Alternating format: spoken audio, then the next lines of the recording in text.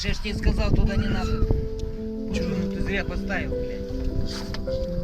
Ты стянул, снизу. Может, подожди, давай его кверху поднимем чуть-чуть. Что-то лезет. Кверху его давай поднимем, нахуй, лапу хуя Все вытащит. Застрял. Ну все, его теперь освободили. Нормально. Живой. Поднимай. Че, пружина вроде. Посмотри туда сейчас. Такого вообще никто не видел, блядь. Ютуб вообще огонь. Слушай, а как пружина там здесь стоит? Хуя ты его, блядь. Пружину надо снимать. Видал? Смотри, вот за пружину залез. Живой пока, нормально. Он еще адреналина больше не испытывал.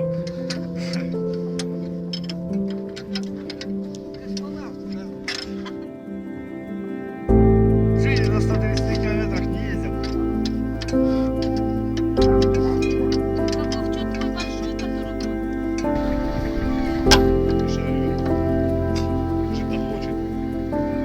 Конечно.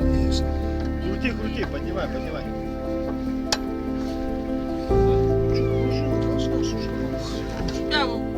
Не, что стягивать надо? Стягивать. Ты что-то мало стянул. Что-то вниз башкой, что ли, там сидит? Она сельская. Что, тебе надо монтажку? Дай монтажку что-нибудь. Да нихуя тут ничего не будет. Пока не особо это получается.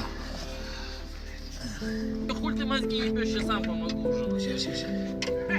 Леха, залезь, помоги ему. О, блядь, слышь, ну коту походу Давай, попало вот так там его чуть. вытаскивай, Вова. Да ты Давай сначала сейчас на голову нахуй.